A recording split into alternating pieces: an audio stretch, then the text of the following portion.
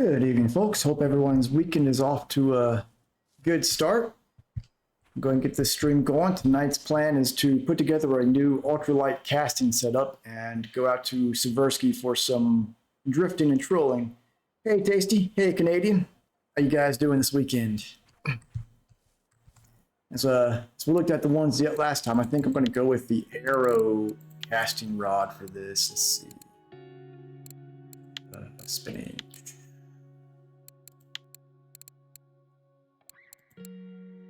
So I think I'll go with the light just because the pike I feel like would be a little bit too risky for a 3-meter capacity. So hopefully this will be in stock over at Seversky.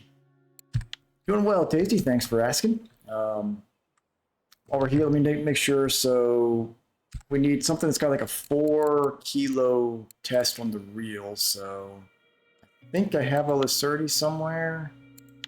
Maybe. Yeah, here we go. So I can pull that off of there.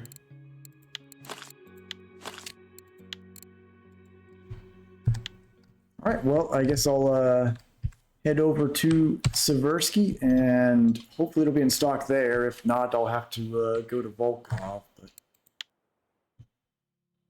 hopefully we won't have to do that. Yeah, so I figure I'll get, we'll start with just one ultralight setup and see how it compares bite weight rise to just having one of the standard casting setups we've been using out here. Because I'm curious to see if the lighter reel will increase the bite rate, since it does seem to do that on most setups. Now, which one of these was the tackle store? It was up here somewhere. Where are you guys fishing this weekend? Your tackle store? Yep. Okay, so this comes with, so this is 160 and comes with an extra not very good reel. I get just the rod. Yeah, that's what it seems like for sure. So that's why I'm hoping that throwing this out there. Okay, so it's 162 silver for the rod by itself. So I guess I'll get the kit. Did I read that pricing right? Spinning light start. So I saved 13 silver to get the same rod. Huh. Interesting. Well, I guess that seems to make the most sense. I've been out here a few times. I mean, I was, I did some old berg, had some fun catching the old carp, but want to try this this little experiment. So even though I don't want this reel or this line for that matter, since this is the rod I'm after, I'll grab that. Let's go ahead and put that together. Where's that kit? There it is. That's crazy how this setup is cheaper than just buying the rod by itself. It's interesting. All right, there's the rod. Put some stronger line on there. Oh shoot, okay, so that's, I didn't think to check. Okay, so this can only handle 1,000 and 2,000 line setups, but 3.3 kilos should work well enough, I guess, for out here. If we get a pike, it'll be a bit of a pain in the butt, but I thought it came with some 3.2 line. Oh, I guess I'll use some 3.5. Seems to make the most sense here. Yep. Do that. Put a little bit of leader action on there just in case some pike come along. And I guess we'll put the snowflake lure on. Actually, I guess it does need to be a slightly heavier lure than that. Well, I mean, if we're going to be drifting, we don't need the extra cast distance, so that should be fine. So we'll do that, and then we'll just put 2 of our bigger setups together to do the other rods. Cover my reels. So we know that I'll get more XP using the ultralight just because the ultralight's bonus, but I'm curious to see what the difference will be in put it on the same rod there. What the difference will be. That's a good point. Let me see what the size is on that snowflake spinner. Where's it at? Oh, I guess it's still on the rod. Back. This has a size. Where's it showing on there? Size 8 on there right now. So I guess it can only go up to a 6, so I could put a size 6 on, but the fish out here are so small that I'll just keep it on a size 8. On the 1, we'll throw the HSV on, which is just hilarious using the HSV for these tiny fish, but it is what it is. Alright, so that's all that. Let me check my tickets here. Should have some time. Okay, I've got a 2-day, 5-day. Should be okay, but I'll buy another 2-day just in case. And before I hit the water, let me just check the cafe orders just to see. It is the middle of the night right now, so I'll start working my way up to the top of the river. And we'll wait for the daylight to start before we start actually drifting. Yeah, I'll look and see what the weight is on the size 6, see if there's a heavier one we can get. All right, so we might get that. Probably not. That's going to be a tough one. Yeah, we probably won't be able to fill any of the orders from trolling, unfortunately. But yeah, let's go ahead, and since it is still nighttime anyways, let's go ahead and take a look at the weight of some of those size 6 treble hooks. Because I do want to have a setup ready for Belaya as well, which is where the casting distance is going to matter. Some treble hooks here, some berserks. 6. 0.7 grams. Yeah, that's not going to push it up to 3 grams because it was almost a whole gram off. So guess we just won't be able to use the snowflake. I guess the snowflake for actual casting is for only ultralight, not light setup. Which I do want to build another setup for ultralight at some point, especially for Belaya, but that 3 kilo max load for their arrow is just a little too risky with the pike. All right, go over here, get us another 2-day ticket just in case. Make sure my keep net is empty. Yep. All right, so hop in the boat here and start boating my way up to the top of the river.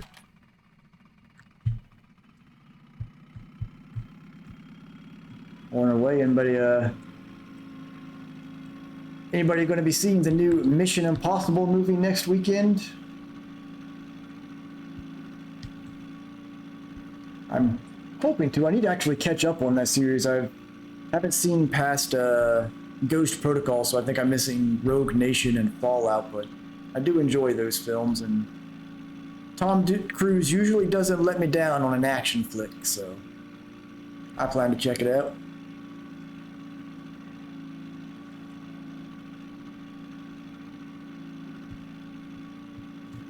You gonna be seeing a Canadian? Very nice. And I got my tickets on Thursday for AEW next month, so I'll be back over there ringside. Hopefully I'll get to see some Kenny Omega action. But you know, the crowds here, they don't put the noise you guys up there in Canada and over in the UK put on for the crowds, but I'll do my best to keep everybody hyped.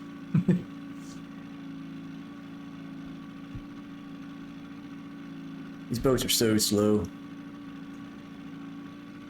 I think I need to like post a suggestion to the official forums. I want to see them go back and update all the boats to have the feature that they have on the Archipelago boat and the Norwegian Sea boat, where you can go full speed and then just let go of the key and it'll do its thing. Basically an auto run for the boats.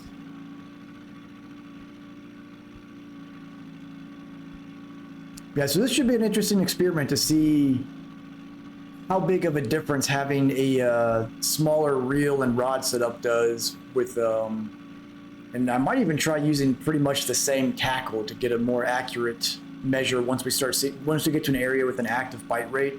I'll swap one of the large rods to have the same lure as the light rod, and we can get a good idea of what the difference is.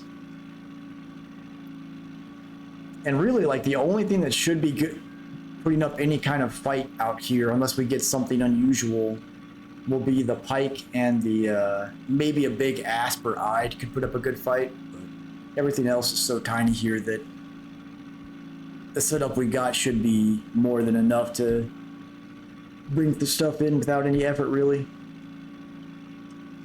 Tonight's tea is a Bavarian wild berry again. Nice and tasty and simple.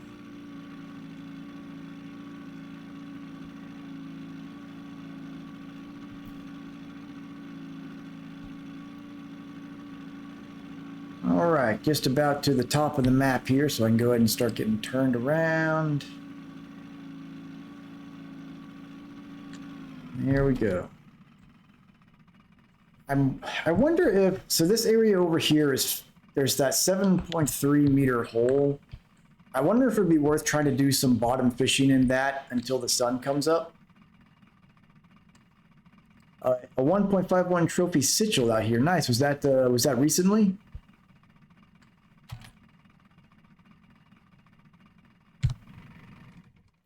Gonna get these set up. So I'm gonna have the light in one, because that's one I definitely want to keep in a rod holder, just in case we do get something nasty on there. I can turn the trolling motor on. And we'll just put our strongest one in the hand. And before I put anything out, let me go and look at the ultralight setups here to see what people are catching things on. So we've got, looks like black lures or spinners are looking good for asps, so that's good because I do have one of those on. Chub, a green, Pupanella, all bait. Hides on green, and okay, this is blacks again, that's good. And about the sitchel. Looks like wigglers. Looks like the black spinners are pretty good right now. So it's about a month ago. Well, maybe we'll get lucky and get one tonight. Let's see, we've got the ultralight. It's because the black spinners are doing well, I'm going to use it as my control. So we're going to have this, we're going to set it out to a 15 meter. All right, let's go all the way out to 18 meter clip away, just in case we have to turn the trolling motor on at some point. Don't spook the fish. Let's get the friction brake up. There we go. Line one out. This one, do I have any other black ones? Not really. So I've got on my third line, I do have one of the black spinners, just like the lights, so that'll be fine. Got a cat at the microphone here. Actually, I'm going to go ahead and make it so that both boat rods have the black spinner on there, because that's going to be a better way to test everything, I think. Same thing here, I'll put 18 meter clip. Actually put the lure on. There we go.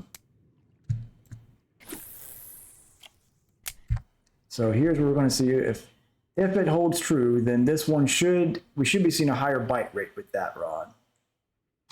And then the one in hand, we'll try a somewhere I've got a green spiker. It must be on one of my other setups here. Let me see if I can find it. It's not there. Not there. There it is. Go ahead and put that on, since it looked like green setups had some records this week. Put this one out to, oh, we have a bite already? Maybe, nah, I think it's just a shadow there. Fortunately, nighttime, like pretty much anywhere, trolling at night is not the most efficient thing to do, but, or drifting for that matter, to be more accurate. We'll just kind of drift along, and If I get down to the 7 meter hole before the sun comes up, I may go ahead and drop the anchor and throw like a float line or something out there until the sun comes up. Because this stretch here tends to be really active during the morning, so I want to make sure that we go through there once the sun's up.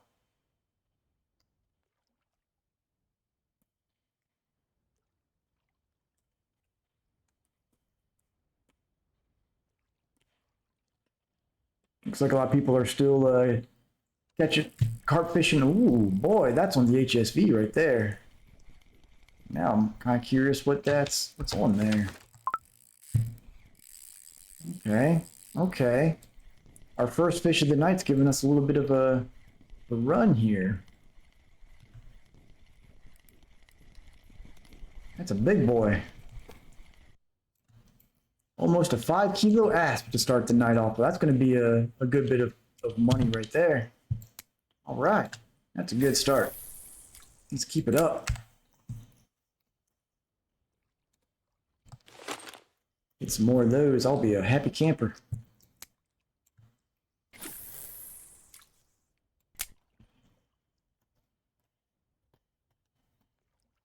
Yeah, it seems like a lot of people are still fishing carp and obviously the Norwegian Sea right now. They've been pretty popular. It seems like the all the trolling maps have been, since the last update, have been kind of slow, but I still think that that's because of the lures.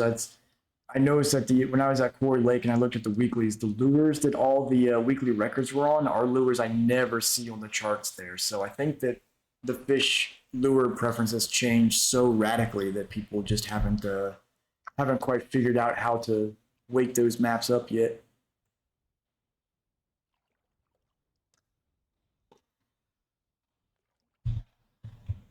But at least with this light setup, I'll have another line that I can try using at Belaya, because I do want to try to sometime have a successful trip to Belaya. Every time I've been out there, I struggle to make back the money just for the trip there. So, but I think that's always been because I haven't had a good light or ultralight setup that could cast far enough to really take advantage of the spinning.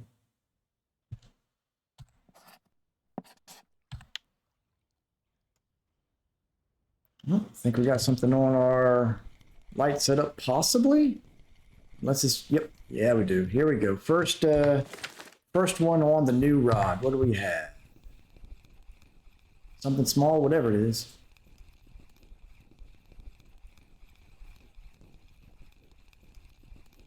Say medium light's enough early on. Oh, there we go. A little Pontic shad. Yeah, like when I went out to Belaya, all I had was the or when I was going out there was just the Corona, which the test on that I couldn't put any spinners on there. Go, got something on the HSV here. Another Pontic shad. All right, so the Pontic shads are active right over here right now, so we'll see a few more of those.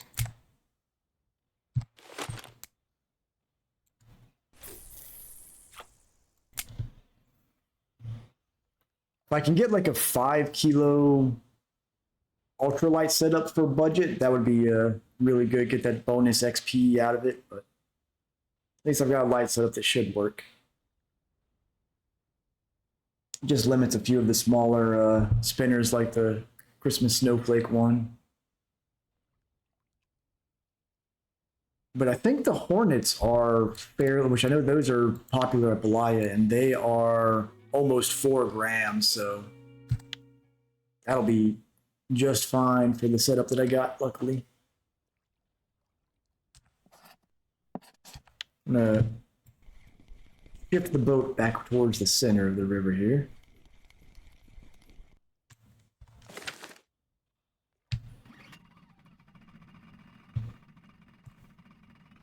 Anyone know if Volkov has gotten a little bit better this week? Early on, it was pretty dead. Good. Yeah, the Hornet and the Achilles. I actually had a couple Hornets when I was out there at Belaya, but at some point over the weeks, I lost them to pike at various places.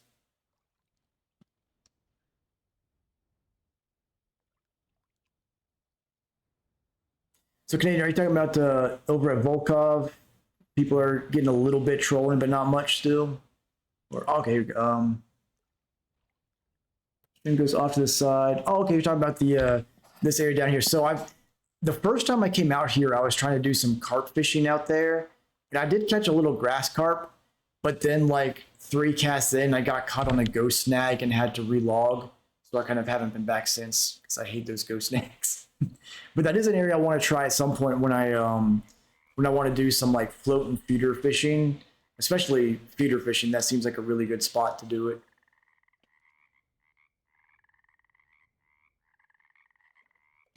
I was like, there's a couple of spots on this river, this spot, and there's one like over here somewhere where for some reason I get weird frame rate issues.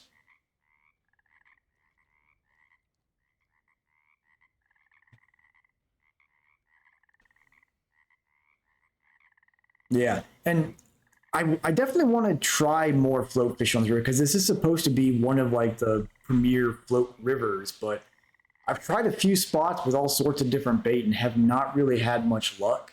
So I need to like I figure out if it's an issue of the hook size or something like that.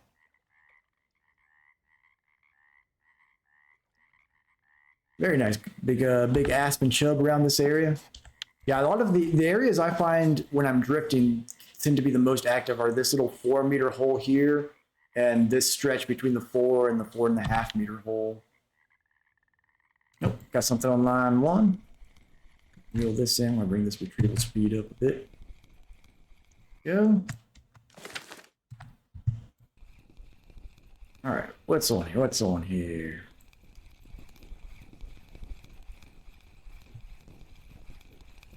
Looks like another shad. Yep, decent sized Ponic shad too. Not too shabby. Looks like I'm gonna have to put the boat back out a little bit. So linear, a dragon 30, and fluoro leaders for Bly. Yeah, I guess the trout are going to be really sensitive to the leader size and color.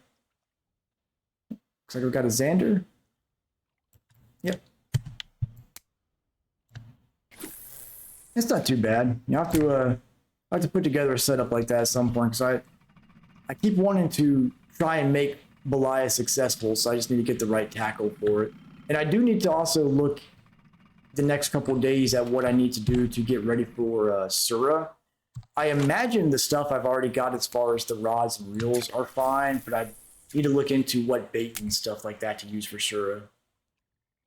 Leader length matters. Okay, I'll have to keep that in mind as well. That's another thing I need to go ahead and purchase is the multi-tool so I can start making my own leaders.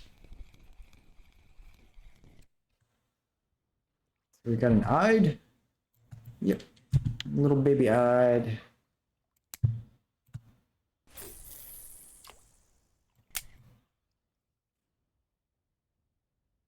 So Asura, do we think potatoes and algae will do okay there, or do I need to just look and see what the current pop-up and boily flavors are out there and go with it?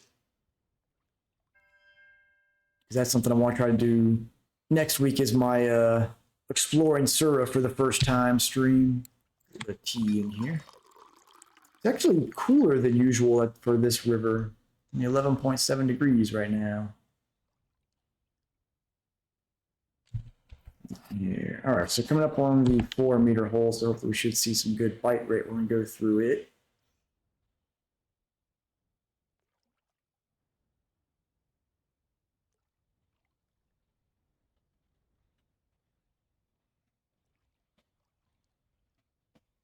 And I have found sometimes out here, if I troll rather than drift, the bite rate picks up a bit.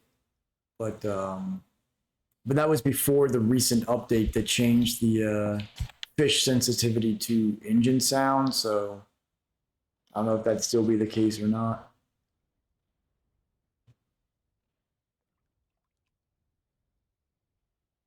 And I might try for this line rather than just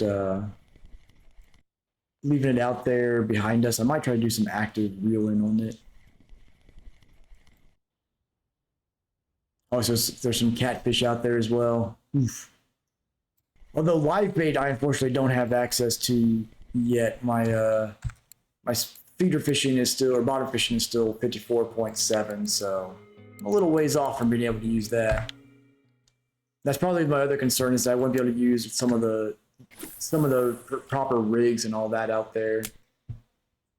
I know my rods and reels should be fine with the Fortunas and HSV and Alpha, but I don't have the right rig setups to know that if it's like Bear Lake, it makes all the difference. I remember there was one week I went out there and Gamer that's on here a lot was having a lot of luck at Bear Lake, so he sent me the exact setup he was using. The only difference is he was using the rig you get at 60% and a red leader. Other than that, I had everything matched perfectly to what he was using.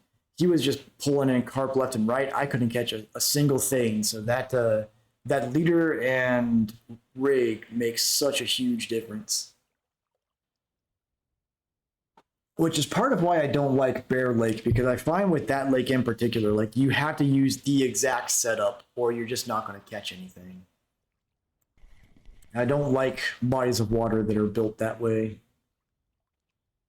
because it kind of makes you have to go and look up active spots and stuff like that, which to me kills kind of the especially when it's with pop-ups and boils. Like if it's something like this where it's just a matter of changing a lure out and you've got a tackle box full of different lures, it's not a big deal.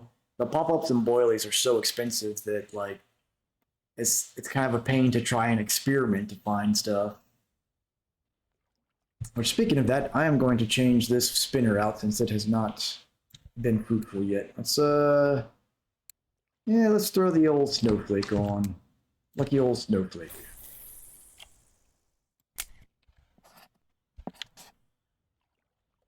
Hopefully the bite rate will pick up here soon.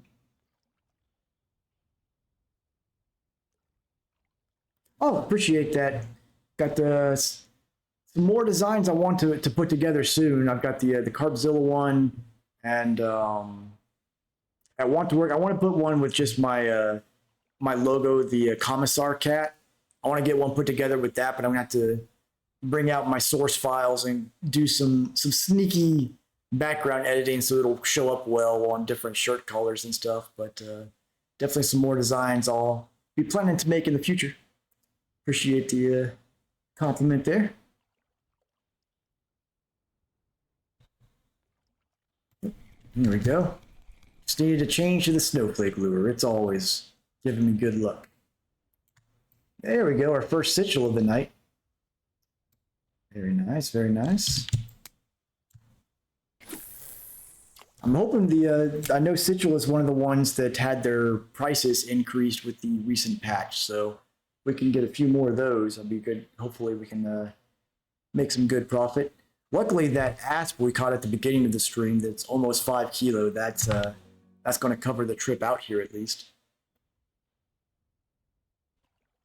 This should be worth about 25 silver or so. Like we got something online too. I don't know. I'm questioning whether or not the light setup bite rate is urban legend now, because we've got the exact same lure on these little Pontic shad there, but the HSV is picking up more fish. Like we're drifting back towards the center, I think. Don't need to reposition. Instead, I don't need to reposition. Turn on engine. There we go. Got something on line 1, I think. Maybe. Yeah, that was weird. It was just kind of bobbing like it was caught on a rock or something there. Like another shad. Yep. Hey, a spin fishing game. That's what I like. So, does anyone know if the light and ultralight XP bonus is only for XP, or if they also have an increased chance of giving skill gain percentages? Because if they also give an increased chance of the skill gains, I may Oh, only XP? Okay. I was hoping that they would give the increased skill gain chance too, but XP is still useful. Looks like we got something on line 2 here.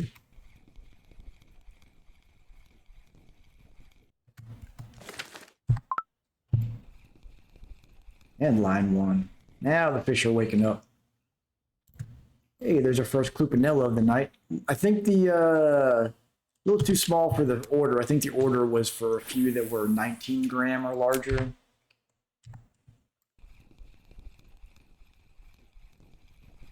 But see, this is one of the things I really like about Seversky and why it's quickly becoming my favorite river is you really catch a wide range of species out here. And you can just pretty much throw any spinner out and you're probably going to do all right. That plus just the general look of it all, I think it's a nice relaxing river. And with the drifting, it's really great for streaming because I can pay a lot more attention to chat that way. Don't have to worry about constantly repositioning myself or anything like that. Got a little baby asp.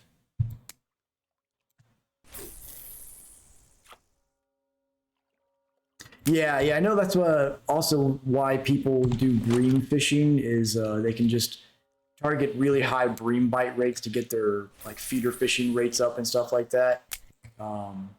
That's one thing that's another suggestion I need to send to the devs at some point. Like I really think that a larger fish should have a higher chance of getting the skill gain. And I think that there's a lot of things that the cafe orders can have improvements on. I think the most obvious is I think that cafe orders should give some amount of XP that's kind of comparable to the tier of the fish, I guess. Because if you're going out there target fishing for cafe orders, you're willfully giving up probably better XP 9 times out of 10. And I think the cafe orders should be a really good way to like get players to go after and explore the lakes and try different things instead of just going after whatever is the most active at that time or the most profitable at that time. So I think having them give the cafe orders give XP would be a good way to start that out.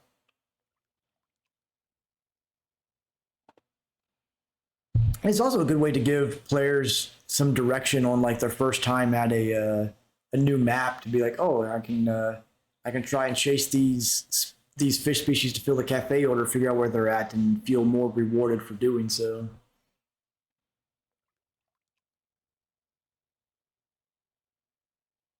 We come up around the bend here.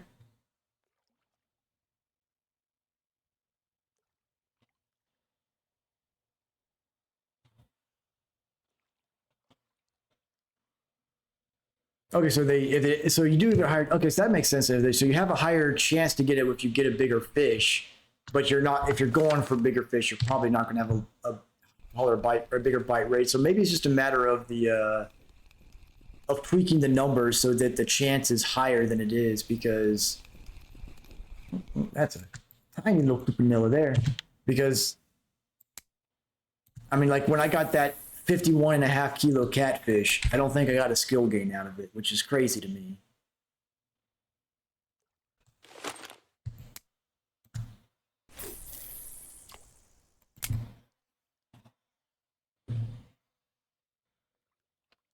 Hopefully, so we'll be not too far from level 25 here, but nothing special at level 25. 26 is going to be the nice one because that's going to unlock the Doga Lake and Amber Lake, which is going to give some new fishing options.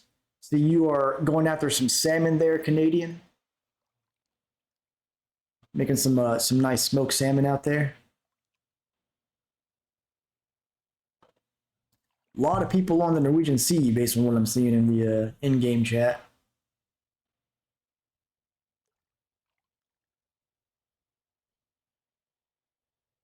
Good to see. It seems like a fairly active weekend so far in-game. That's right. Gotta love those salmon. Been loving Amber Lake. Yeah, I'm looking forward to it because carp fishing, as much as, or I should say, as little as I've done carp fishing on stream lately, carp fishing is my favorite fishing on here. So I'm definitely looking forward to doing some of that at Amber. All right, we're giving our new light setup its first real fight. Here we go. Get a little more friction brake pressure. It's a little tight.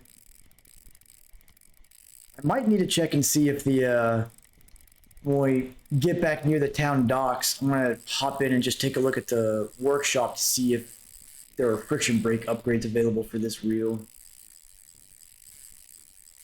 Yeah, they have all those different rare car species. It's really cool that they've got that. Oh, fish got away. Womp womp.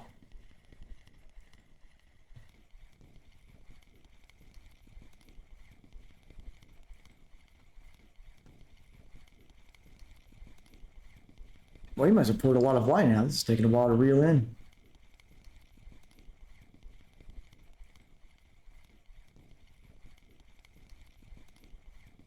I'm just going to pull this retrieval speed up. Goodness. Finally.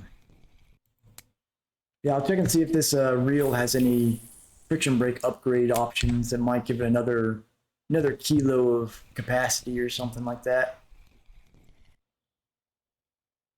Got here, Rudd. Yep.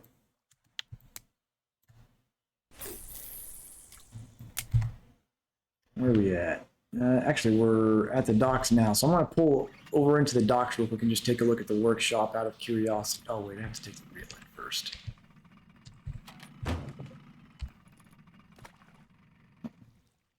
Take the reel. Here we go. Do. Very nice, tasty. Good old golden mirror carp.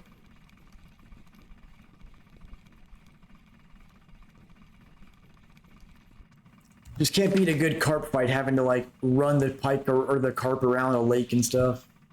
It's good stuff. Get back over here.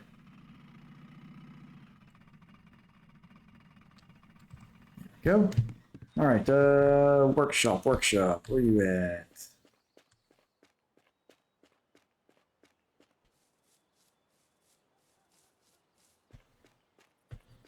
One of these buildings. So this is the grocery store.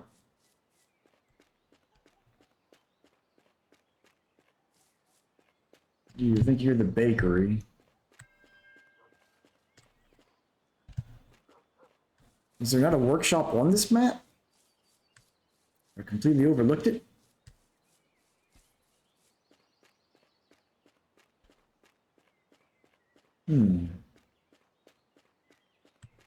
See, it's not like attached to the tackle store or something, is it? Nope, it's just the tackle. Administration, cafe. Doesn't seem to be doing well. I guess I'll check on another map. I don't know where the workshop is here. Don't want to waste too much time looking for it. Let's see, where's my boat? There it is.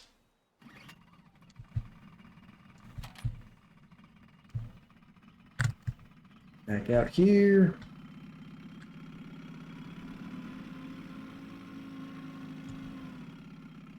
Oh, got a fish on that line.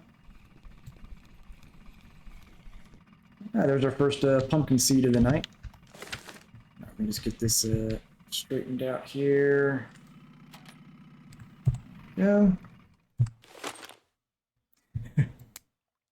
Yeah, I have no. It may be a map without a workshop, or very possible.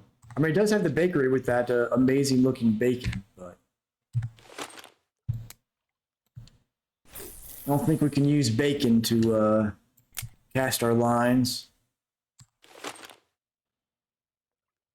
Looks good. Yeah, that's something I'll have to look into is for, I mean, if there are some good ultralight reels that can be upgraded, could be especially useful to get a little bit of extra oomph out of those for like the rod I got that I can only go up to a 2000 series reel. Getting an extra kilo out of one of those would make a huge difference.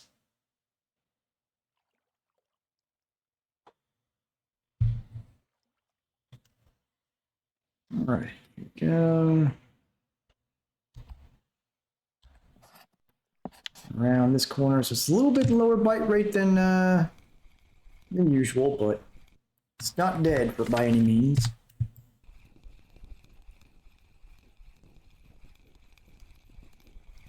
Wonder. I'm assuming that fish that got away on this was either an asp or a pike. Another pumpkin seed sunfish. Possibly. They get expensive though. So the one I got was 150 silver, which was about what I was looking to spend for this test. But there I know there are some ultralight setups that go up to a 5 kilo capacity. So those ones may be able to get bigger than a 1000 series reel. I don't know. But those are also like very, very expensive rods, apparently.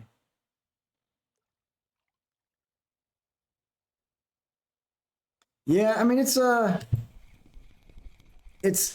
wouldn't say it's completely dead, but it's certainly less than it has been for the last few times I went out here. The biggest issue I keep having out here is that like I can almost never get a cafe order filled. It seems like I get all these different fish species, but none of them seem to be the ones that are on the cafe orders. Go. Got center. I know also part of the problem I have is not being able to use the wacky rigs.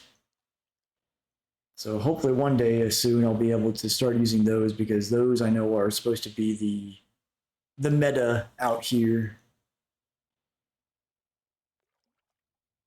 I see Furious is out there racking in the common carpet today again.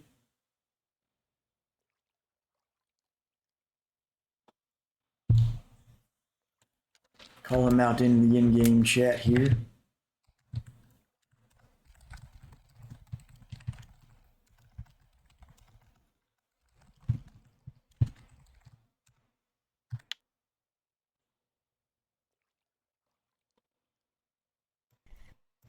I have tried using some soft baits out here with the three-way rig, but I don't think the three-way rig works with trolling or drifting. I think you have to manually do it to get a jig step to get anything. At least I never got anything to hit on it.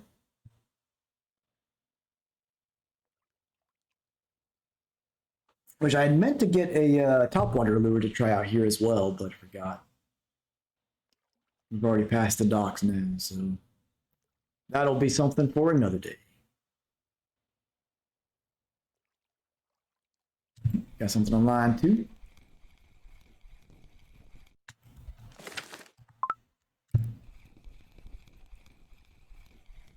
Another perch. So I'm not really seeing a bite rate difference between the light setup and the heavy setup. So other than XP, or in the case of something like Balaya, where you need that cast, ooh, that's a decent rud, where you need something with a lightweight testing that you can cast some spinners out far.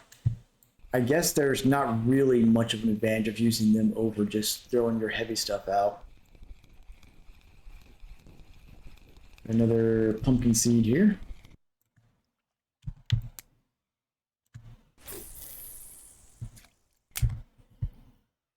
Apparently we've gone to drifting completely sideways now.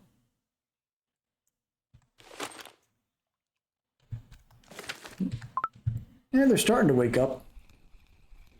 Yeah, when you get to an active spot out here, you definitely notice it. It's just non-stop hits when you get them.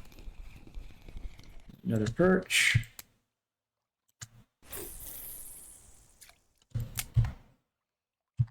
I'll have to straighten this boat out in a minute here. And another perch.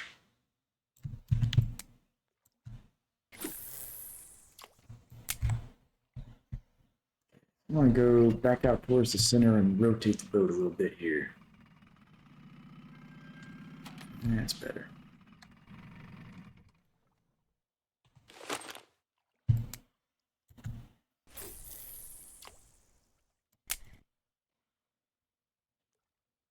During the news, Canadian houses. I haven't heard any news down here on the wildfires up there. They started getting them under control, or are they still raging away?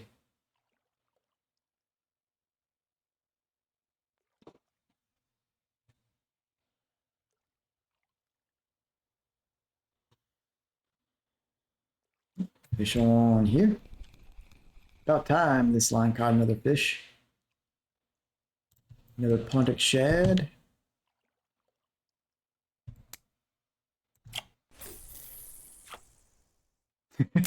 Well, at least your side's fine then.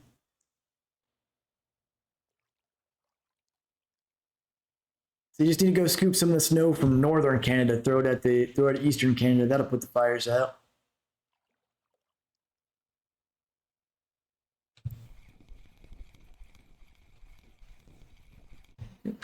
At some point, I want to try to figure out the technique for float fishing while drifting in this boat.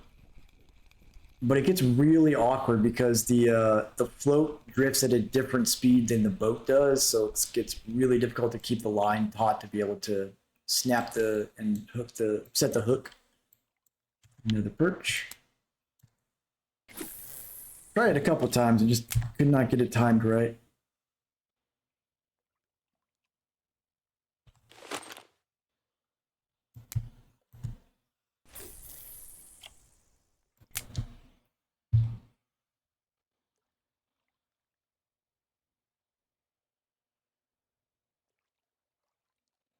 Well, they're just hitting it with all the natural disasters at Poor Town. Jeez. Got fire, they got flood, they're going to get a mudslide and an earthquake next.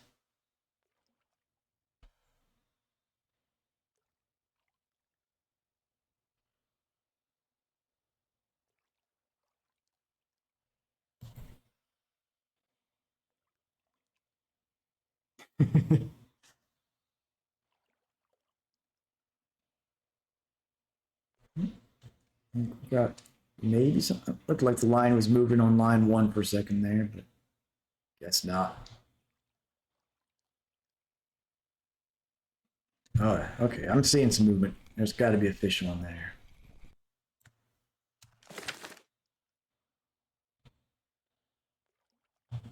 Oh, that's like no, I guess it wasn't a fish on after all. That's like Tornado Alley down here in the States. Like, I've been through Oklahoma 3 times, and all 3 times I saw a tornado. Why are people still living here? Just ravaged by tornadoes year after year. I can imagine what it's like to get insurance in a place like that that's just wrought with those. Hey, another spin fishing game. Decent sized little Pontic shad there.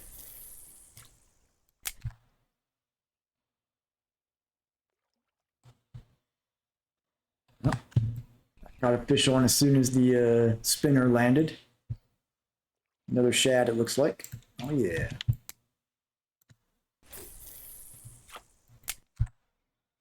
Yeah, okay, down here. We're not doing too bad. Getting about a fish per minute and a half, seems like. I think you see those little, every now and then I'll see ads for houses on little tiny private islands. And I'm just sitting there thinking to myself, like, man, the flood insurance on that house has got to be like just completely astronomical. If anybody would even bother offering flood insurance for something like that. Oh, here we go. Maybe this one won't get off the hook like the last one that gave us some fight.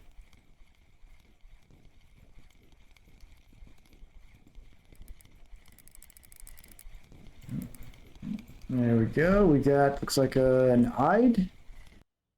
Yeah, a little 1 kilo eyed. Not too shabby. I'm going to get the boat back out towards the center of the river here. I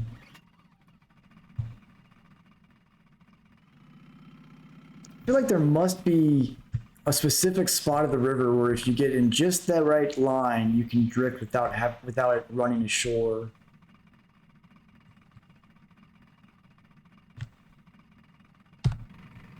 go.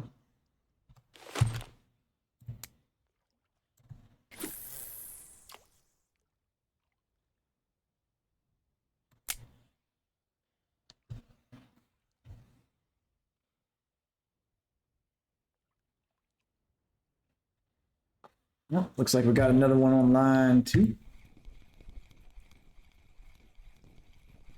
Either that or the line decided to just go limp on us. We got it there.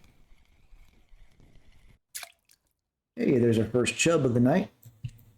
Kilo, not too bad.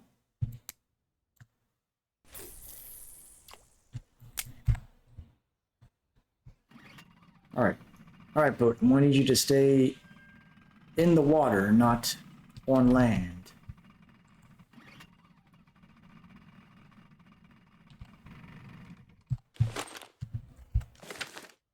Go.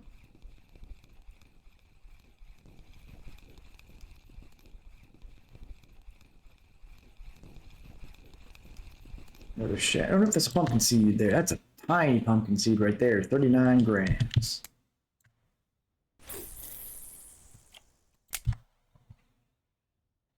Which, that's a interesting species to see here, because that's also like one of the most common fish out here in the States. As you see, is those little pumpkin seed sunfish. Between those and bluegill, considering such vastly different regions of the world and climates and everything, I'm surprised that that they're as common out there as they are here. Although I guess this river is supposed to be pretty close to Ukraine, so I guess it's a little closer to U.S. climate.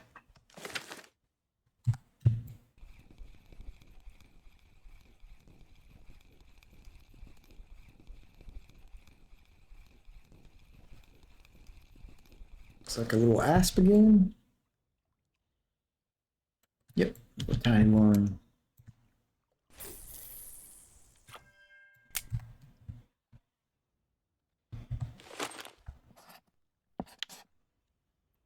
Trucking right along down this river.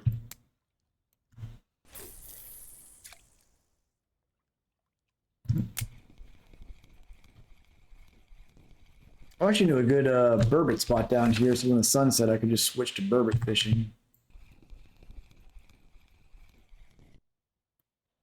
I know up towards the other side of the river, there's a couple. Another little shad.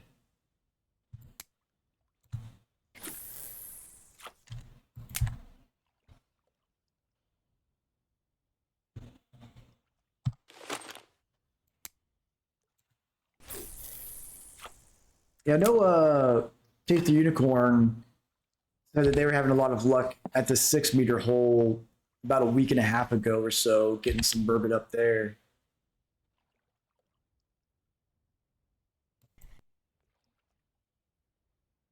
I guess technically you could also go after rough at night.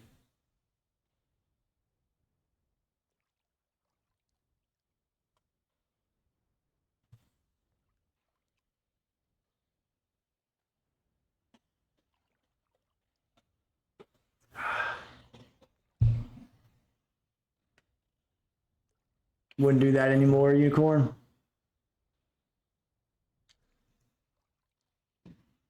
A shame there's not eel on this map, because there's so many spots where they'd probably be catchable. Alas. Ooh, catfish, you say?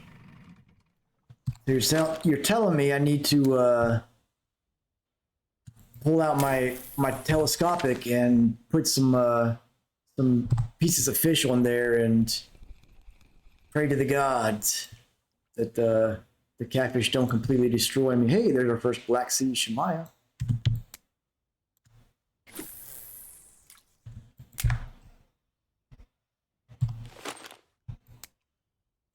Very nice, Canadian. Very nice.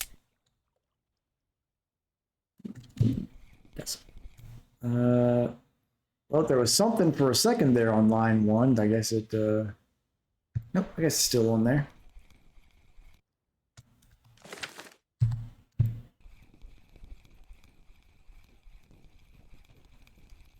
Let's see what we've got on here. Volgazander? Yep, little Volgazander.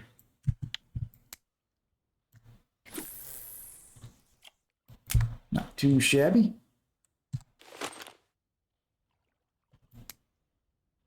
Ah, someone bumped you down. Now you just gotta go back out there and catch an even bigger one. Nope. Something on line one again.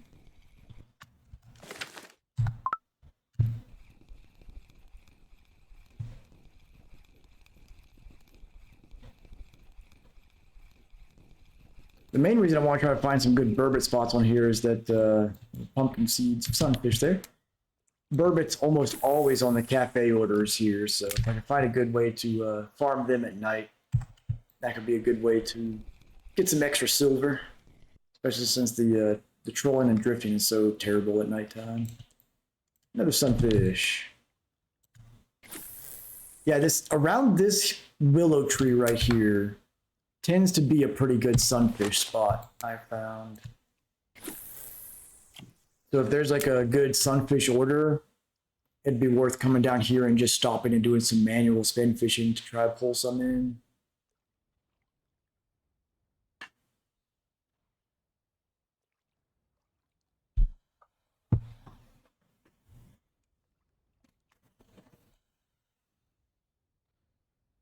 Like the sun's starting to set. So has anyone verified yet if any lakes besides Quarry have had their nighttime hours changed in the game?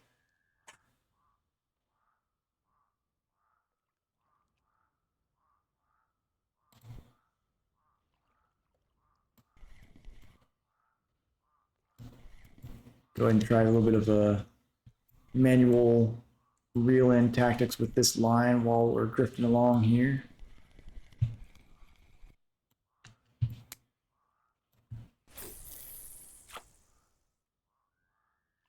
All right, so as the sun is setting, we're pretty close to the 4.5 meter hole, which might be decent to do some feeder fishing or float fishing on. I think Wine River may have changed slightly. Yeah, Quarry, I mean, they really changed Quarry. That one, I don't even know if you can nighttime fish there anymore. It's like 5 minutes of real life time that you get of nighttime there at this point.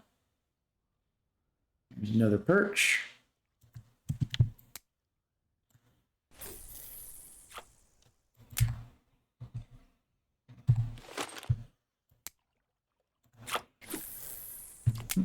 Looks like I got something on line one. Pull this back in to reel that in. Oh, nope. Guess it was just getting a bit of current or something there.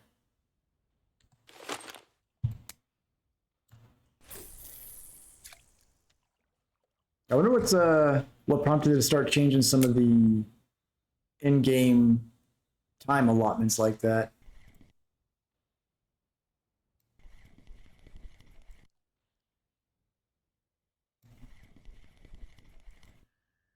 Come on, son, stay up a little bit longer.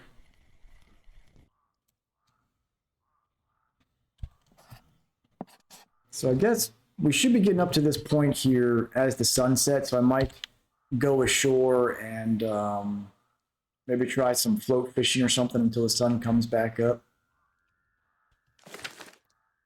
Yeah, I mean, I guess with in Quarry Lake, a lot of people probably want to do a lot of trolling.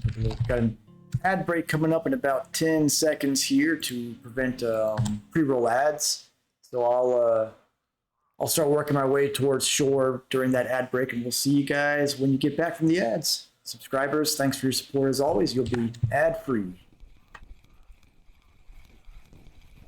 Yeah, that makes sense that I imagine Quarry Lake, because people love trolling there so much, it's kind of advantageous to give it more daytime instead of nighttime. But I kind of liked going after burbot and char there at night as well. So I don't know, I'm not 100% sold on taking the nighttime away just to give more trolling. Hey, there's our first pike. Not quite 2 kilo, but first pike of the night nonetheless.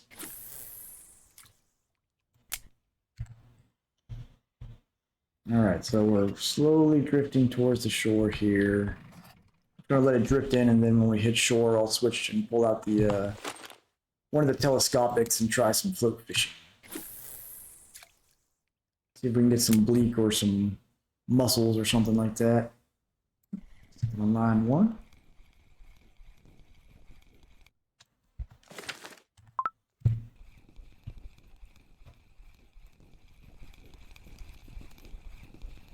Looks like a onyx shad. Yep, 105 gram.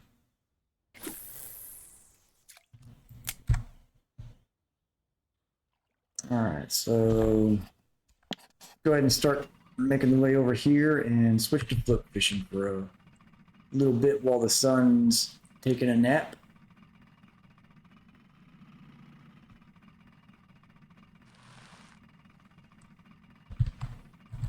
I don't know if I can get close enough to the shore anyways to actually disembark. Guess we're gonna have to gain some speed and ram. Off now? No? Nope. Okay, I guess not. Guess we'll have to find a different spot then.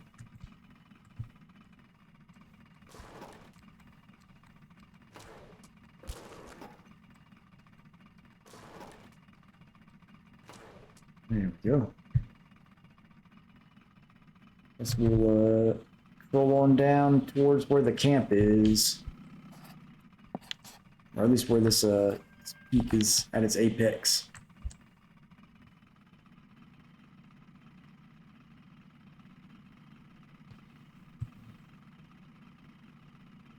Go. Can I disembark through all this grass? Let's see. Fish hole. Another Pupinella.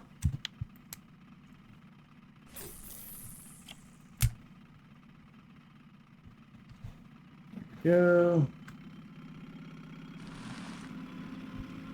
There we go. Now I can get off the boat. All right, so I'm just going to leave those in the boat for now. And I guess we can just sort of let it drift across where these fallen tree branches are. The red stick out, and actually, I'll get the Bolognese out here. We got set up for flies already. It's on a fairly shallow depth. Break down to 75 centimeters. See if we can get like some bleak or something along those lines. Grab some pickles and tea.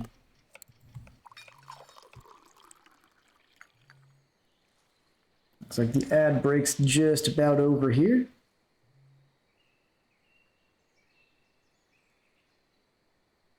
And welcome back from the ads. We're just up here is a little point by the 4.5 meter hole, just doing some shallow fishing with a mayfly right now. See if I can't get some bleak or gudgeon or something like that. Since the drifting and trolling at nighttime is going to be fruitless. If anybody knows a better strategy for this, so like right now this is set up at 75 centimeter depth with a size 19 hook with the mayfly. If anybody's got some other suggestions for float fishing here at night in this this general region that I can try, I'm all ears because I have not quite figured out float fishing at this river. It's not quite as easy as winding rivulet where you just throw something out there and pull a fish in.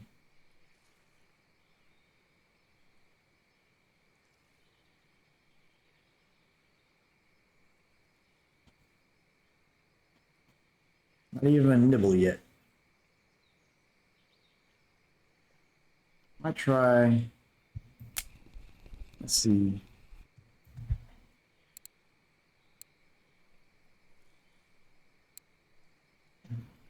Yeah, it seems like on the main part of the river, feeder fishing is going to be rough.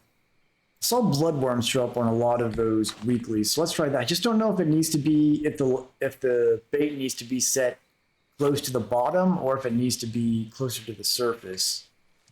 In this area, it's going to be probably 2 meters or so.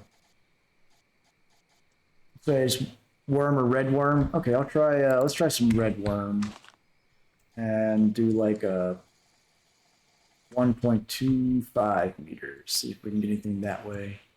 I guess I'm just going to leave the reel unlocked so that the drift can just take it a ways down.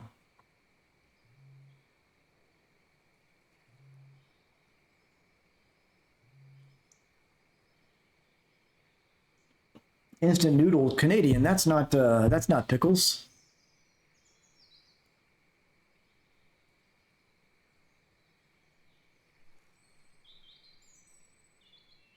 That's so weird because like based on this, like this is one of the few maps that have 5-star float tackle rating. So you would think that float fishing would be very easy to pull off here, but I just have zero luck at it. And I think a lot of the problem I have here is that because the float's drifting, it's really hard to keep the line tight. So your window for setting the hook is just awful.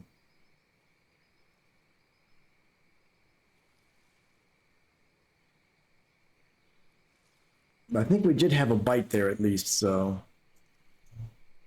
keep at it. Once the sun starts coming back up, we'll get back out in the boat and continue drifting on down the river.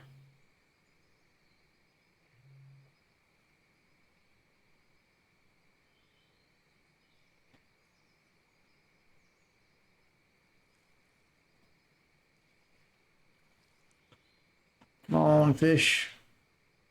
Nice tasty worm there for you.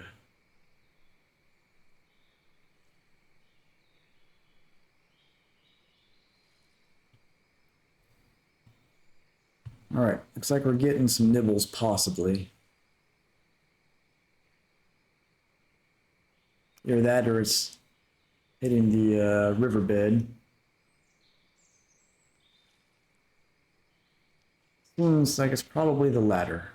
Is it coming to the shore here? What's going on?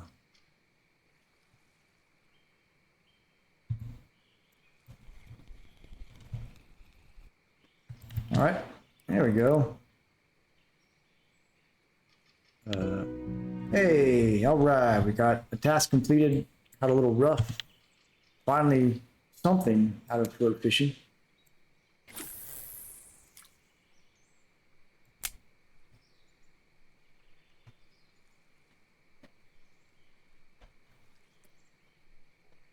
Got any live music fans here attending any shows in the near future? I'll be seeing Senses Fell and Dance Gavin Dance in September. Looking forward to that. I've seen both of them so many times in the past year. Senses Fell I've seen probably a dozen times total, but they're a band I'll always see again live. Got something nibbling again.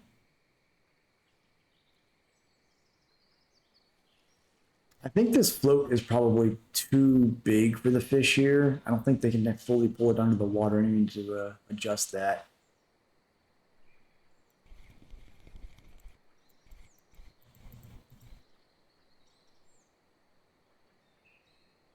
Okay, still showing drifting. Let's try. Oop, nope, that didn't work. All right, let me try. We have a float that will work with this little, nope. Is it worth changing to a non-bolo setup?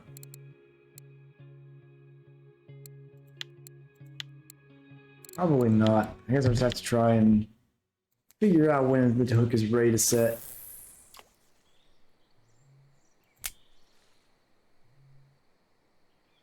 Hear the jug flute being played in the background somewhere.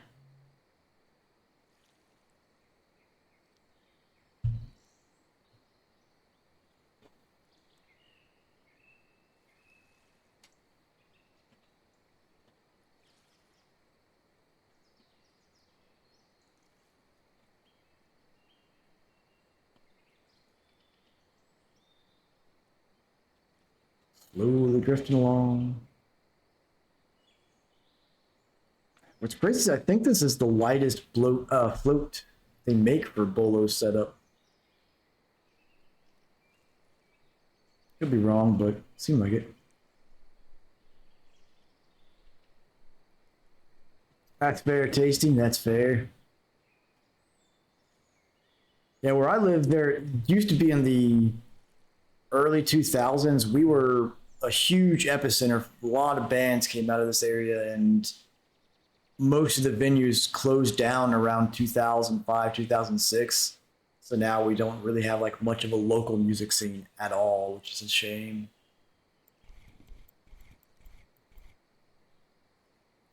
All right. Is there a fish on there? This thing's so touched. This rod is, I feel like, too long for this.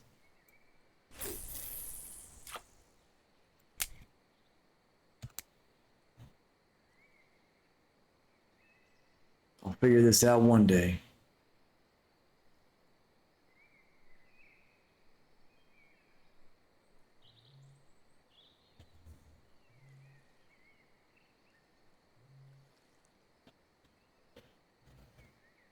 Might be getting nibbled. No, I think it's. I think if there's a fish nibbling on it, the drifting with current message goes away completely. So it's just bobbing with the current, I guess.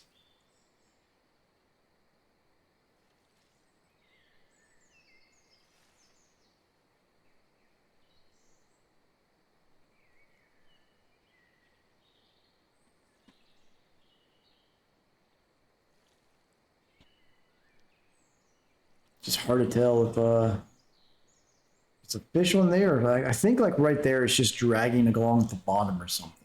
Weird. Normally, if it's dragging on the bottom, you get that message down there, but not getting that either.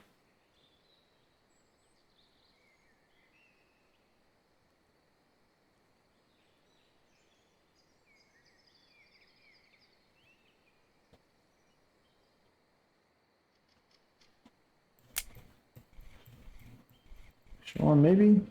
Nope. I don't know. This is a. I'm gonna just switch back to a telescopic. I don't think I get the trick yet for how to do Bolognese setups correctly.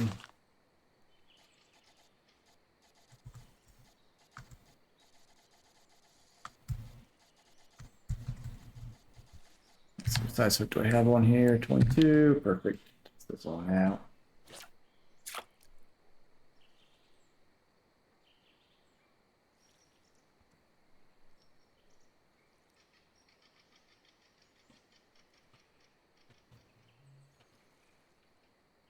I think maybe they set a little too deep. I'm gonna pull it in a little bit.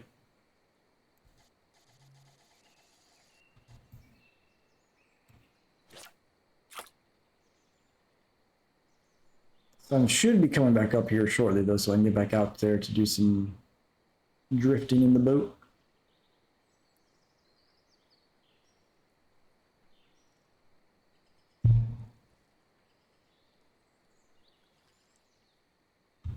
There we go. Much better. There's rough. Yeah, I don't know. I guess there's a trick to fishing with the bolo setups that I haven't figured out yet.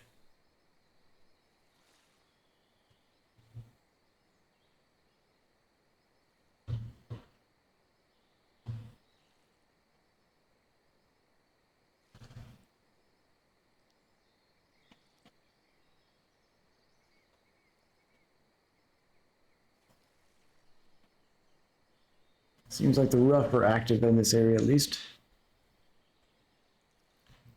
So we're up to 42 fish and a little over an hour. Not great, especially these fish are not going to be worth much, but that's the trade-off. Seversky's it's a relaxing river, but it is by no means a profitable river.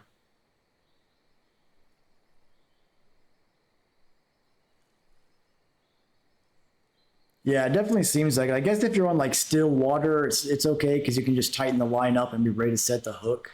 But with a current, it's just hard to juggle and manage the tightness of the line on a bolo setup.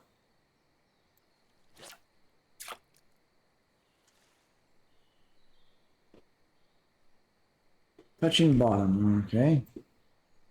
Set a little further out, I guess. Ooh, nice trophy rough there, Canadian. Want to share some of them trophy boys with us? Yeesh. That trophy rough, that can feed a whole family, right?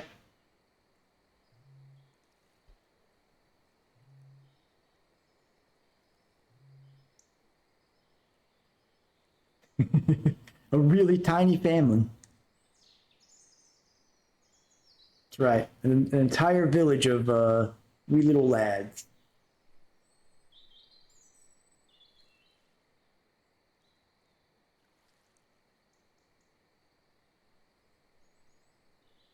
Right along here.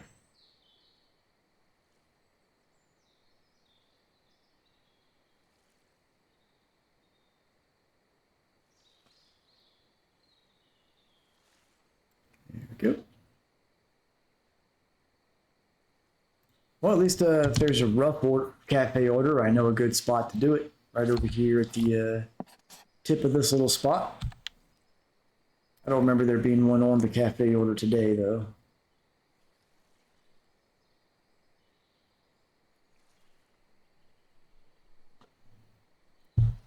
I'd love to be able to juggle 3 telescopics at once, but man, that's a kind of a nightmare. Stuff starts hitting all 3 of them at one time. Your narrow window to set the hook. It's rough. Pun potentially intended.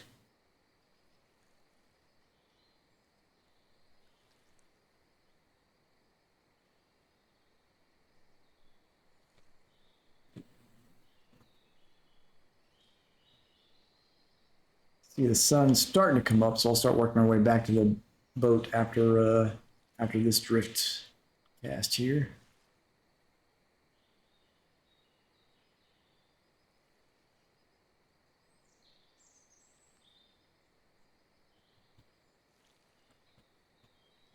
Yeah, it seems like Norwegian Sea is crazy active today.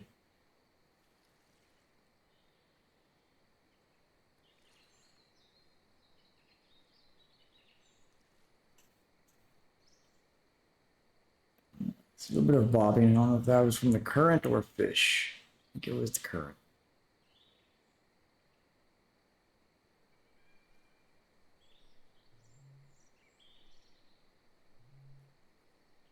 Come on, give me one last rough here.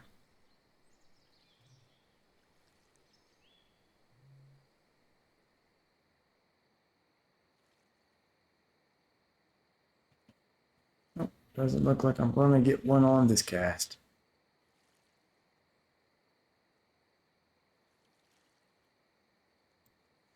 All right. Guess I'll head back to the boat and finish drifting on down to the ferry line and then see how much we got.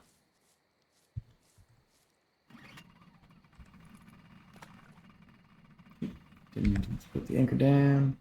Oh, ticket's about to expire. Good thing I got that additional 2-day.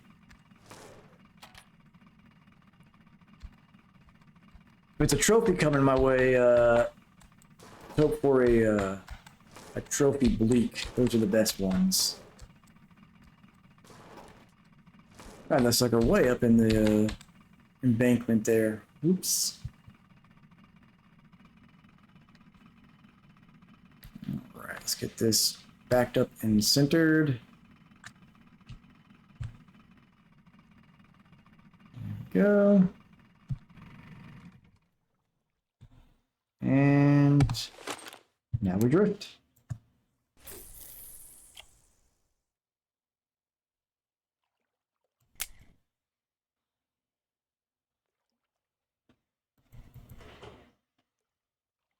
Apparently some neighbors have some fireworks left over from the 4th of July. I'm hearing them go off now and then.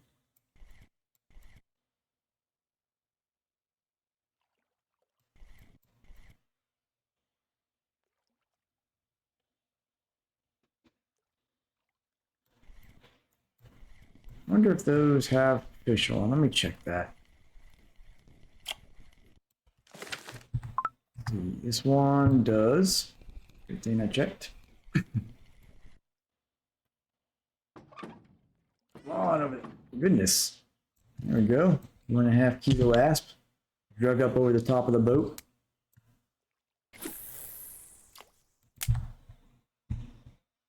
And this line does not.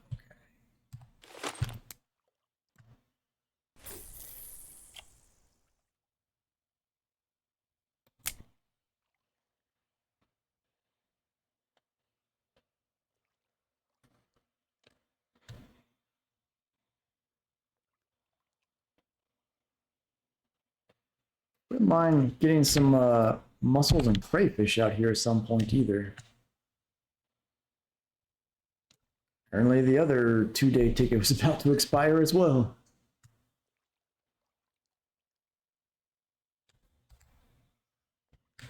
Oh, it'll use whatever one's left when the time's up. Go ahead and get this back out towards the center of the water.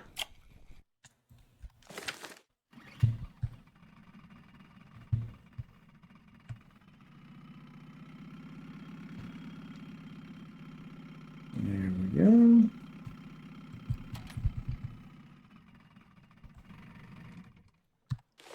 Did you catch that trophy rough feeder fishing, or did it on something else?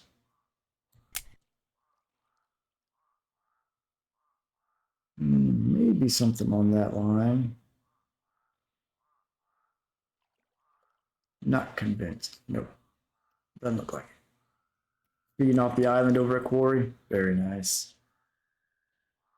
Yeah, I think that was what makes me the most sad about the reduction of nighttime at Quarry, because I was starting to enjoy that strategy of leaving one line out at nighttime to get burbot while we just troll around the island.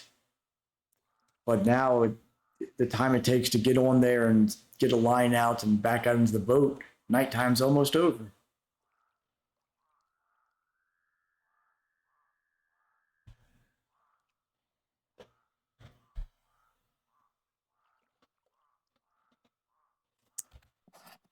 Around this last major bend, I'm gonna get this further over to the other embankment where it's a little bit deeper.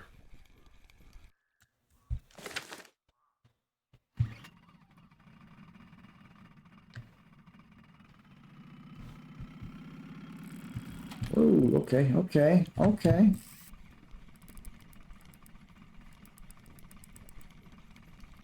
There we go. Looks like, I can't tell what that is from this angle. A giant sunfish? Oh, that's a chunky sunfish. Not quite a trophy, but hefty boy. Hydrate time? All right, all right. Cheers.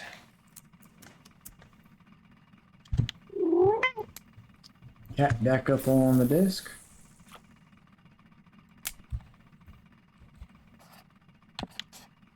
All right, cut the engine off now. Ooh. Okay, so now we're seeing a little bit of action on the light rod. So this one is Alicia. I've got two. The one that's usually making a racket up here is Alicia. The other one is Lex. He doesn't make a lot of noise up here, but if he's upset about something, you'll hear him yelling halfway across the house.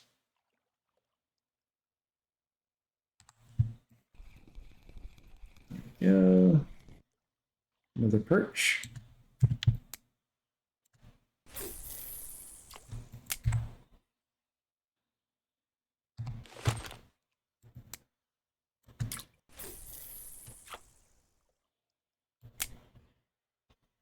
Oh, sorry to hear that. It's always tough to lose one dog or a cat you've been with that long. But you so my Lex was named after Lex Luthor. Was yours named in a similar fashion, or just off the whim Lex? Nice.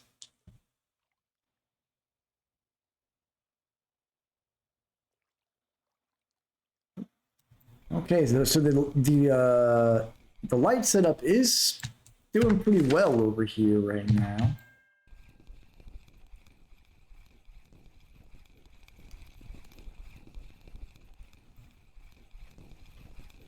Okay, looks like another perch.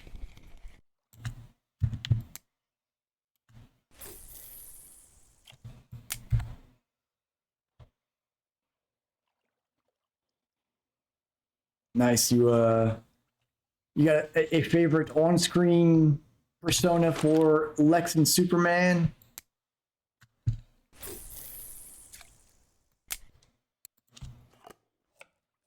I think Michael Rosenbaum did a good job of portraying Lex Luthor in Smallville, but I think my favorite may actually be John Cryer's portrayal in the Supergirl series.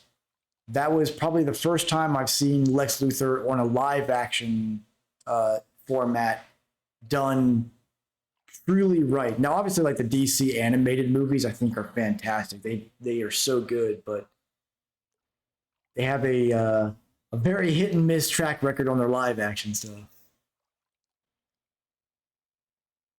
Original Superman 1 through 4 movies. Nice. Yeah, Smallville was seen it probably 3 times all the way through. And that was definitely the one I got uh my cat Lex. I got him on pretty much the last season when the last season of Smallville was on, which was a lot of the inspiration to name him Lex. Going almost a complete 180 on the boat here on this drift.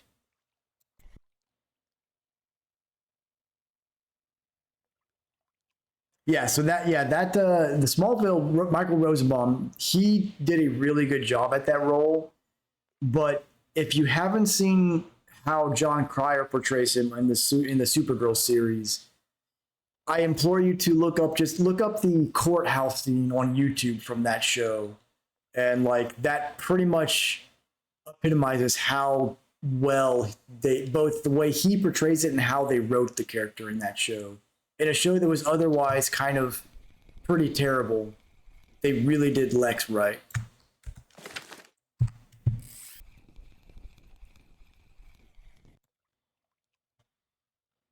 Looks like we got another Pontic shad down here.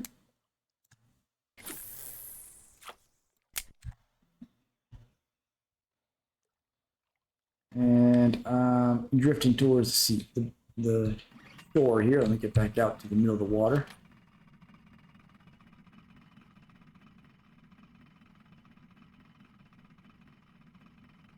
There we go.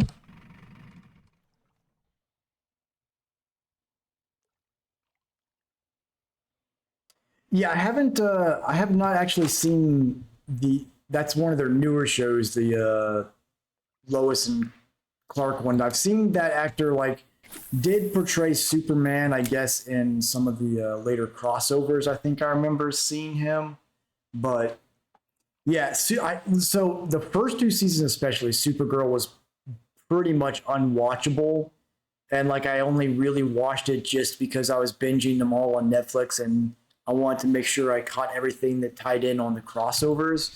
But the seasons that they had Lex Luthor, it was decent, but the way they did Lex in particular was really good.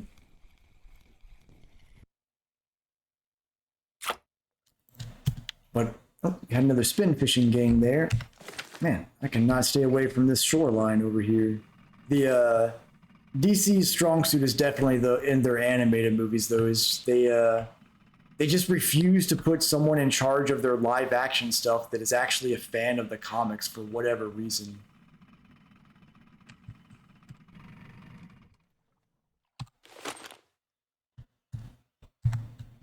One of my favorite DC characters, though, is a lesser known one. I guess it's a little more known nowadays from memes and stuff, but actually I plan on getting a tattoo of him some point. Is Dex Star, the feline Red Lantern.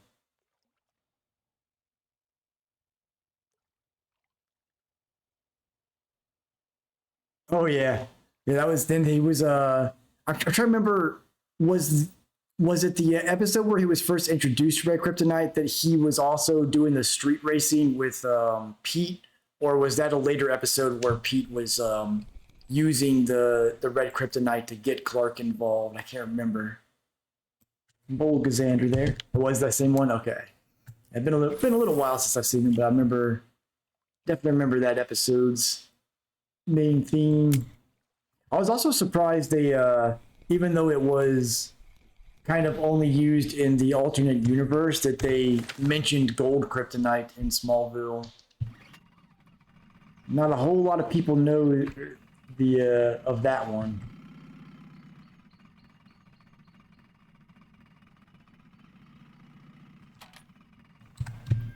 Go fish on line one.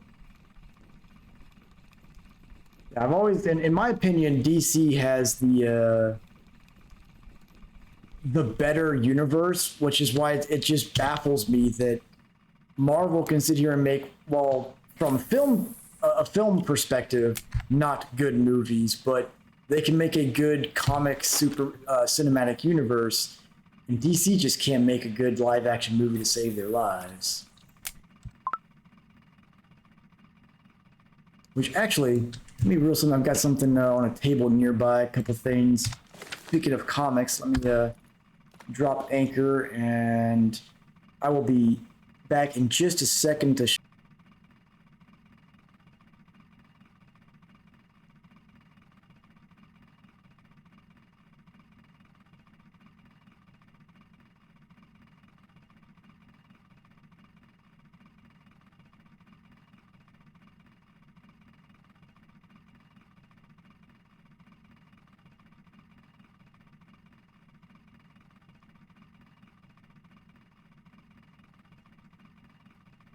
Yeah, that is a shame. Like Henry Cavill, you can tell was, I mean, he cares about the character and did a good job with it. So it is a shame that they let him go. The two graphic novels that are really good, and I hope to see some good animated film adaptation at some point. The first one here, get the if I can get the camera to focus on it well enough. Uh, Batman: The White Knight. It's pretty good. It's basic premise of it is the Joker more or less becomes the hero of Gotham. So it's a fun little. It's one of their side stories, so it's not like canon DC, but really good. And then this isn't DC, but the Ninja Turtles on the camera here, The Last Ronin. They finally have the graphic novel for the little mini series they did of that, which that's the one where, without spoiling which character it is, basically one of the turtles is in the future. All the other turtles have been killed by Shredder and the Foot Clan, and it's that turtle's quest for revenge. So definitely recommend them if you're into graphic novels. We got a fish while I was away. Yeah, I liked the Joker. I'm a little worried about, like, in my opinion, it should have been a one-time deal, and they're making that sequel to it, also with Harley Quinn, which is just overdone. So I'm cautiously optimistic about it. I mean, Joaquin Phoenix, I know will do a good job. I mean, the guy did a fantastic portrayal there, but uh, I just don't know if that movie particularly needed a sequel. I would have rather seen them do the same style of movie for some of the other villains, like seeing a Falcone movie would be really neat to see, I think, or maybe one on Poison Ivy for that matter. You know, I actually did not see Birds of Prey. I do need to see that at some point, but I was so displeased with the DC movies after Batman v Superman that, like, I saw the second Suicide Squad just because of James Gunn at the helm and enjoyed it for James Gunn reasons, but I haven't seen like the first Suicide Squad or Birds of Prey or the Justice League movie. But I did hear that Birds of Prey was decent.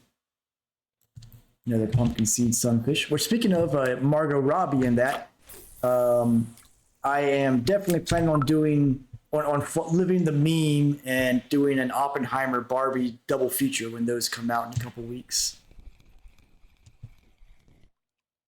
So you like the first one, not second? So the second one, like from a comic perspective, I would agree is trash, but I think I'm a huge fan of James Gunn's style of humor, and so I thought the humor was good in that one. But comic wise, it was questionable. Yeah, both of those graphic novels, the Batman White Knight and the Last Ronin, definitely recommend those.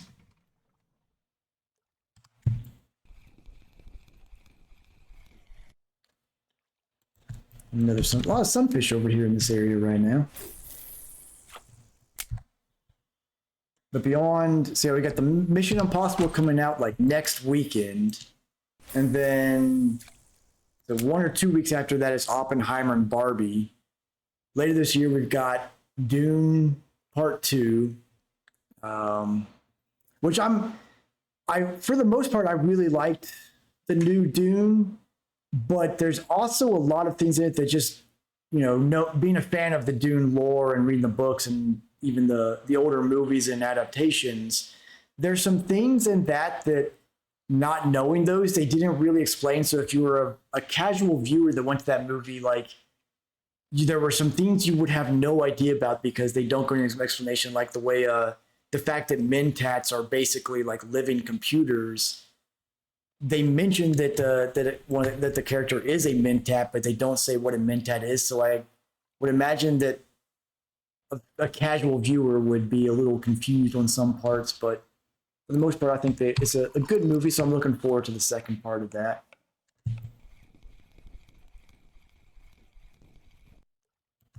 Godzilla vs. King. I thought that was did that not already come out? For some reason, I thought that was because I know they did. So it's called Skong Island, and I thought they already did. Or are they doing like another one or something? Maybe. Maybe I'm wrong. Which I don't mind the new Godzilla movies. I'm a big fan of the old Toho films, but I think they've done a good job with the new ones. Certainly a better job than that Matthew Broderick. Another sunfish there. Okay, so it's they've made it. So I didn't realize they were making a second one. Very neat. I also like I enjoyed the Peter Jackson King Kong movie. He did a pretty good job with it, but he did not do a great job with the Hobbit movies. I don't know what happened there. I mean, the Lord of the Rings trilogy was so good, and I honestly I think the problem with the Hobbit movies is the studio was like, all right, we gotta milk this and turn a shorter story into 3 movies. So I think that's where everything fell apart on those. I don't know. I mean, it seems like I remember one of the recent Godzilla movies already had Ghidorah. I wonder if they're going to bring out like a Mecha Godzilla into the newer stuff or not.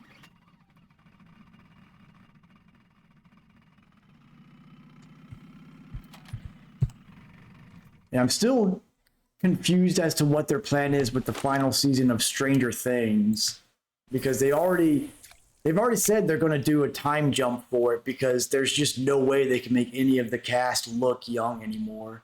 But the way they ended that last season, like you kind of have to pick it up right where they left off, I feel like.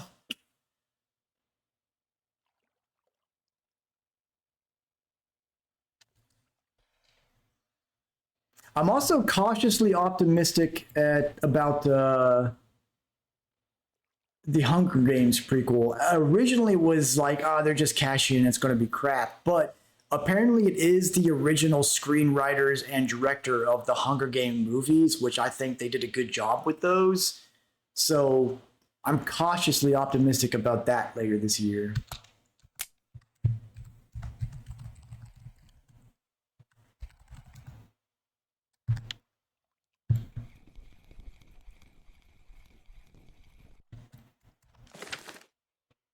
Can't think of what else is that. I feel like there's another movie coming out this year that's a big deal, but I can never remember what it is.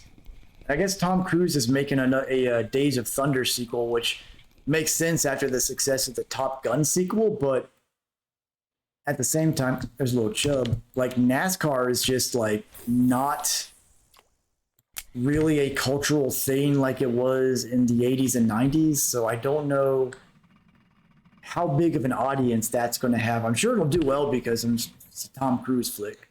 People will go see it, but I definitely really enjoyed the new Top Gun. You need to see what you need is to go after Bleak Furious. That's where the big silver's at.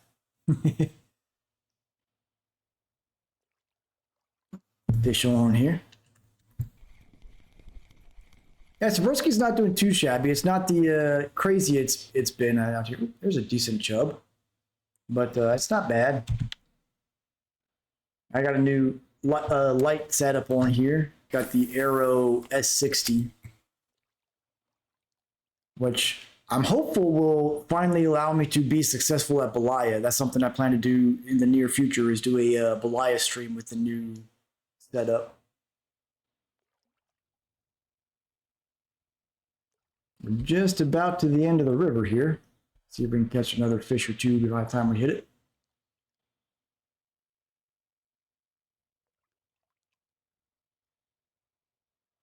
Get any rare species carp tonight, Furious?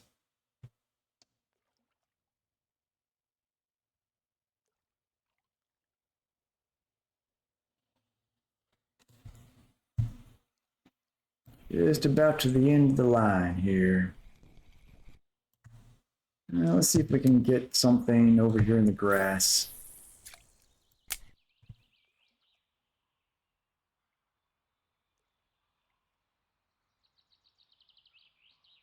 One common ghost, 5 kilo. Yeah, at least those mirrors, I'm sure, got you a pretty penny there.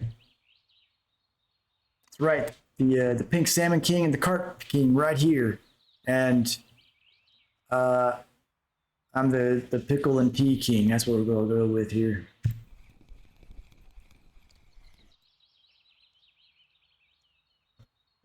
There's a little perch there. All right, so I guess it's time to reel these in and head back to the town, see what we got.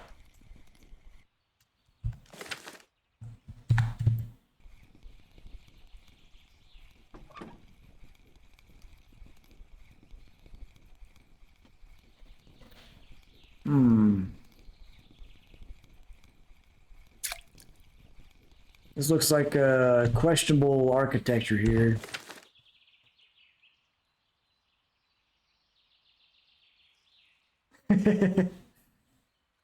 Well, see, the true lure is the sporks. I'm gonna do a quick relog to get fast travel back to the town.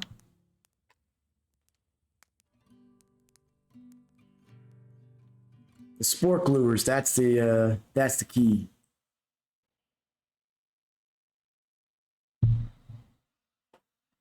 All right, so I don't think we have anything that can fill a beer. And so, you know, actually, beer can is an actual catfishing technique.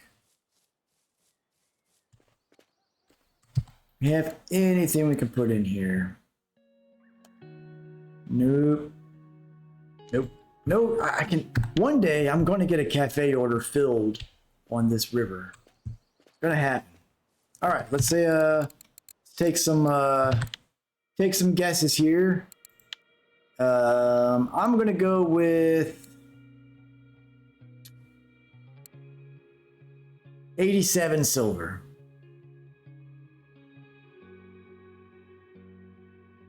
125 from Furious, 167 from Canadian. Let's see what we've got.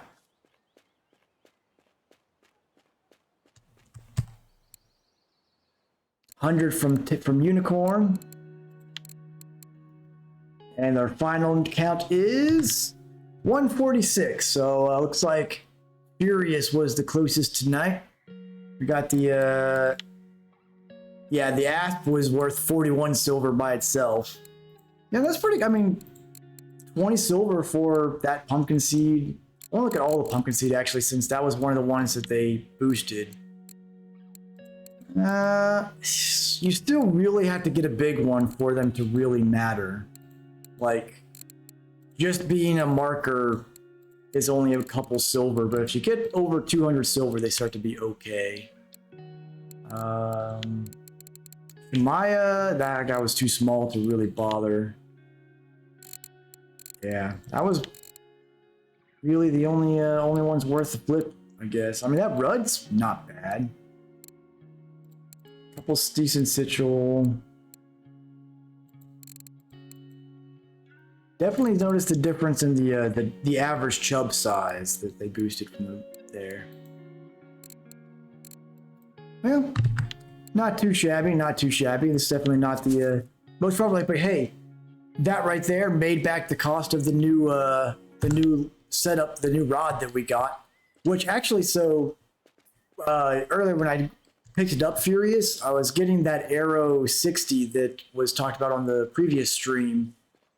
And something interesting on that, I feel like it's an oversight because the rod by itself is 162 silver, but the spinning light starter kit comes with that rod plus some line and reel for less silver. 140, it's 13 silver less, and you get a reel and line with it. I feel like there was an oversight there, but something to keep in mind if you need to get a decent light spinning rod that's got a 5 kilo capacity. Feeder kit's the same way. It's interesting. Like you would think it would be like at least the same price as the rod, and you get the other stuff put in for free.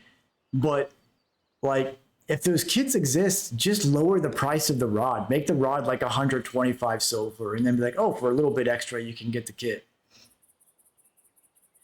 Weird. Yeah, like see, I would expect the rod and reel together to cost more, but in this case, it's literally just the rod costs more than the kit, which it's crazy to me. But not gonna look a gift horse in the mouth. It's a decent little setup there, but go and do our traditional end of stream scoop. What do we get? What do we get? Hey, we got all three. All right, ending on some good luck. We'll go ahead and wrap the stream up here tonight, though. Another relaxing stream on Seversky. And now that we've got this light set up, I want to probably go back to Belaya on the next stream, see if we can actually be successful there for once. But with that, I hope everybody's having a good weekend, having some good fishing, and I will catch everyone next time. Belaya's been hot. Hey, that's good to hear. We'll give it a try.